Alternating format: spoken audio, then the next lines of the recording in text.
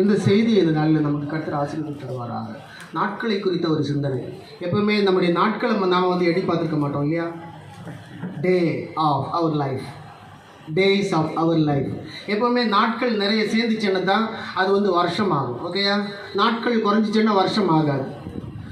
இப்போ ஒவ்வொரு நாட்களும் சேர்ந்து சேர்ந்து சேர்ந்து தான் நமக்கு ஒரு வருடங்கள் கிடைக்கிறது. ஓகேங்களா? ஆக நாட்களை பற்றி பைபிள் என்ன சொல்கிறது? ஏகப்பட்ட விஷயம் சொல்லுது. நாட்களை குறித்து பைபிள் சொல்லும் பொழுது நிறைய சொல்லுது. நாள் உண்டாகாததுக்கு முன்னவே நான் இருக்கிறேன் அப்படின்னு சொல்லி ஆண்டவர் சொல்கிறாரு. நாட்களை உண்டாக்குனவர் அவர்தான் நமக்கு நாட்களை உண்டாக்குகிறார். பாருங்கள், ஆதியாகமத்தின் புஸ்தகம் 1ஆம் அதிகாரம் 5ஆம் வசனத்தை நான் வாசிச்சோன்னு சொன்னால் அங்கேயே ஸ்டார்ட் ஆகுது. பாருங்கள், நாள் அங்கே ஸ்டார்ட் ஆகுது.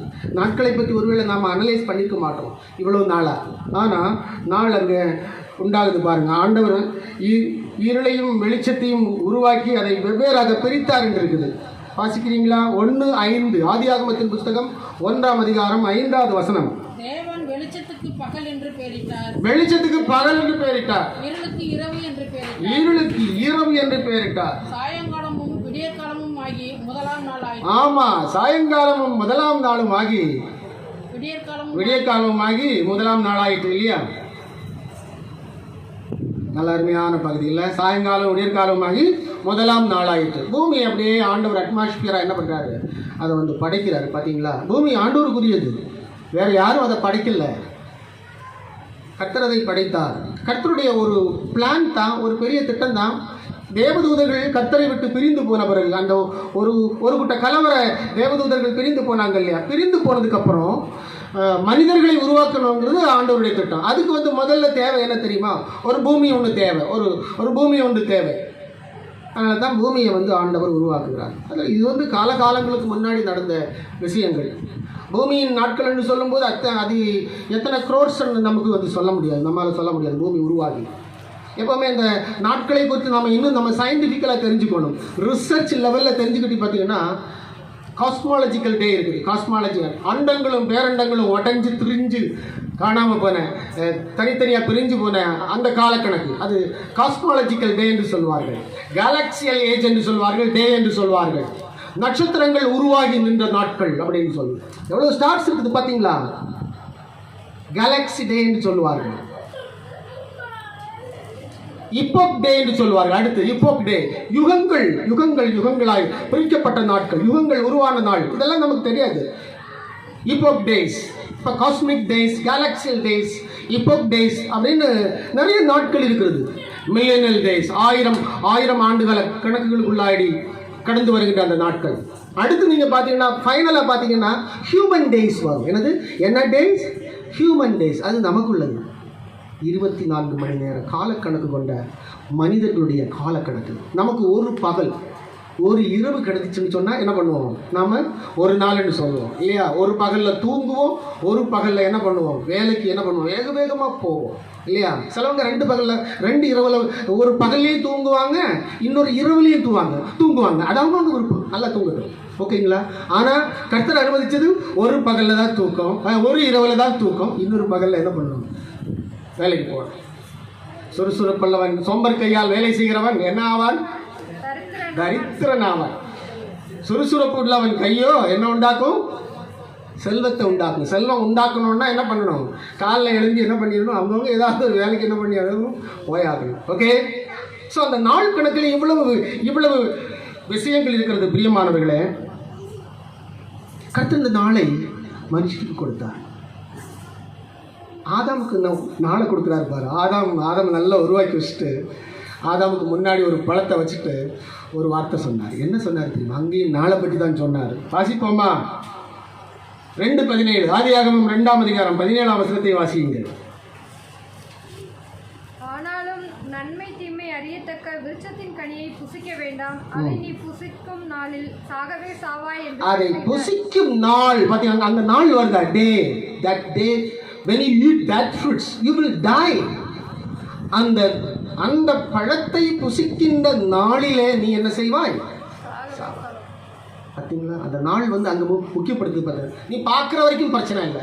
அது பக்கத்தில் கூட நீ போகலாம், அதை நீ தொட்டு கூட பார்க்கலாம், நீ பார்க்கலாம், பக்கத்தில் போகலாம். You can near to that fruits. You can see on that fruits. நீ அதை பார்க்கலாம், பக்கத்துலேயும் போகலாம், தொட்டு கூட பாரு. ஆனால் என்ன பண்ணாத, திங்காத. திங்கிறதுல தாங்க முதல்ல பிரச்சனை வந்துச்சு, சாப்பாட்டு பிரச்சனை.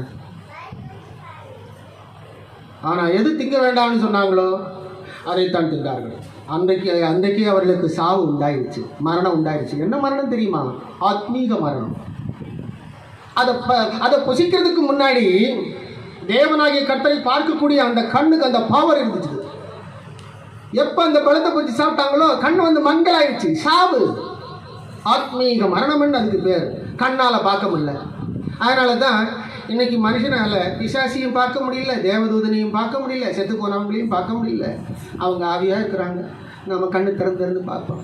பைபிளில் நான் அவங்களுக்கு போன வாரம் சொல்லியிருந்தேன்ல, பிலேயாமுக்கு கண்ணை ஆண்டவர் திறந்ததுக்கு அப்புறம் தான் பிலேயாமுக்கு கண்ணில் என்ன தென்பட்டது சொல்லுங்க? தேவதூதன் தென்பட்டார். தேவதூதன் நிற்கிறது கழுதை பார்த்துச்சு. கழுதைய கண்ணுக்கு ஆண்டவர் காட்டினார். அப்புறம் கழுதைக்கு வாயை திறந்தாருன்னு இருக்குது. ஆனால் பிலேயாமுக்கு கண்ணுக்கு தெரியவே இல்லை. அவர் பெரிய தீர்க்கதரிசி தான், ஆனால் கண்ணுக்கு தெரியல. நல்லா யோசிச்சுக்கிடுங்க.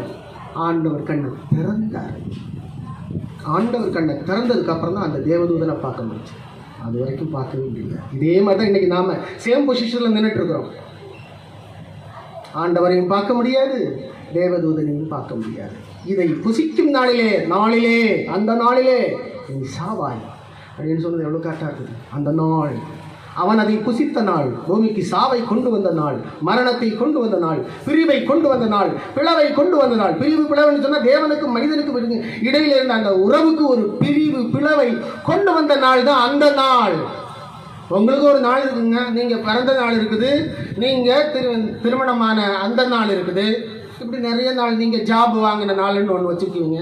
நீங்கள் நிறைய நாள் குறித்து வச்சுருப்பீங்க. ஓகேயா? நாள் முக்கியமானது வாழ்க்கையில். ஆனால் ஆதாமுக்கு அதான் சொன்னார், அந்த பழத்தை வச்சுட்டு சொன்ன, நீ தொடுற நாளில் தொட்டா கூட உனக்கு ஒன்றும் ஆகாது, ஆனால் புசிக்கும் நாளில் நீ சாவாய். அன்னைக்கு வந்த மரணம் என்னைக்கும் விடவே இல்லை. எல்லாம் செத்துக்கிட்டே இருக்கிறாங்க. மாயக்கண்ணில் தான் எல்லாரும் நின்றுட்டு இருக்கிறோம். இந்த கண்ணாலே தேவனாகிய கர்த்தரை தரிசிக்க முடியாத அபாக்கியவான்களாய் மாறிவிட்டோம். அதுதான் நாள். அந்த அளவு ஒரு மோசமான நாளாக அது மாறிவிட்டாங்க. சாத்தான் என்ன சொன்னான்னு தெரியுமா? ஒரு பொய்யை சொன்னான். ஏவாளுக்கிட்ட என்ன சொன்னான்? 3:5 வாசிங்க. இதை புசிக்கும் நாளிலே உங்கள் கண்கள் திறக்கப்படும்னு போய் தானே சொன்னான். வாசிங்களே, ஆதியாகமம் 3:5. இதை புசிக்கும் நாளிலே உங்கள் கண்கள் திறக்கப்படும்னு என்ன யார் சொன்னா? சாத்தான் சொன்னான். ஆனால் உண்மையிலே திறந்துதான் மூடிச்சுடா. இப்போ பாருங்க, இப்போ சொல்லுங்க. அந்த நாள், அவர்கள் அதை புசித்த நாள், அவங்க கண்ணு திறந்துதான் மூடிச்சுடா. கர்த்தர் சொன்னது கரெக்டாக இருக்கா, இல்லை பிசாசு சொன்னது கரெக்டாக, சாத்தான் சொன்னது கரெக்டாக இருந்துச்சா? தேவனாகி கர்த்தர் சொன்னதான் கரெக்டாக இருந்துச்சு. பார்த்தீங்களா? இதை புசிக்கும் நாளில் உங்கள் கண்கள் திறக்கப்படும். கண்கள் எல்லாம் திறக்கலைங்க, கண்கள் மூடப்பட்டது. தேவனாகிய கர்த்தரை அப்புறம் அவங்களால் பார்க்கவோ தரிசிக்கவோ முடியாமல் போனது. சத்தத்தை தான் கேட்டுக்கொண்டார்கள். ஆகாமும் ஏவாளும் அப்படியாக அதை புசித்த நாளில் ஆகாதவர்களாய் மாறிப்போனார்கள். நல்ல வேளை, ஆதாமுக்காவது 930 வருஷம் ஆண்டவர் கொடுத்தாரு. எத்தனை வருஷம் கொடுத்தாரு? 930 வருஷத்துக்குள்ளாடி எவ்வளவு நாள் இருக்கும்னு சொல்லி கால்குலேஷன் பண்ணி பாருங்க. How many days will be there in the years of 930 years? அதுக்குள்ளே எவ்வளவு நாட்கள் இருக்குன்னு நினச்சி பாருங்க. நமக்கு 930 கிடைக்குன்னு நீங்கள் நினைக்கிறீங்க? 50 கிடைக்குதா? 60 கிடைக்குதா? 50 கிடைக்குமா? 60 கிடைக்குமா? சரி, ஒரு 70 வச்சுக்கிடுங்களேன். 70க்கு மேலே நீங்கள் என்ன பண்ணுவீங்க? தள்ளாடிடுவீங்க இப்போ எல்லாம். ஏன்னா நீங்கள் சாப்பிட்ற சாப்பாடு அந்த மாதிரி எல்லாம் கலந்து வருது. நீங்கள் வாங்குகிற மீனில் கூட ஏதோ தடவி தான் தரானா அப்படின்னு, ஏதோ ஒன்று தடவுறானா, அது கெட்டு போகாமல் இருக்கிறதுக்காக. அது என்னத்தை தடவுறானுங்களோ தெரில. ஓகேயா? எல்லாம் கலப்பு, எல்லாம் chemicalised world, chemicalised food. Okay, நமக்கு அது ரொம்ப ஆயுசு குறைவு. அப்போ 70 வருஷத்தில் எத்தனை நாட்கள் இருக்கும்? அந்த நாட்கள் தான் நமக்கு ஒரு சாய்ஸ். கர்த்தர் கொடுக்குற நாட்கள் 70 தராரு, இல்லை 80 தராருன்னு வச்சுக்கோங்களேன். அந்த நாட்களுக்குள்ளாகி வாழ்ந்து தேவனை அறிந்து புரிந்து அவருக்குள்ளாடி அணிஞ்சுக்கணும். ஸோ இதுதான் நாட்களை நம்ம அண்டர்ஸ்டாண்ட் பண்ணிக்கிறது. இப்போ ஒரு புதிய வருஷத்துக்குள்ளாடி நம்ம போகிறோம் அப்படிங்கிற ஒரு சந்தோஷம் நமக்கு உண்டாகும். ஆனாலும் நாட்களில் இவ்வளோ விஷயங்கள் இருக்காது. அதுவும் 24 மணி நேர காலக்கணக்கு கொண்ட நாட்கள். இந்த 24 மணி நேர கால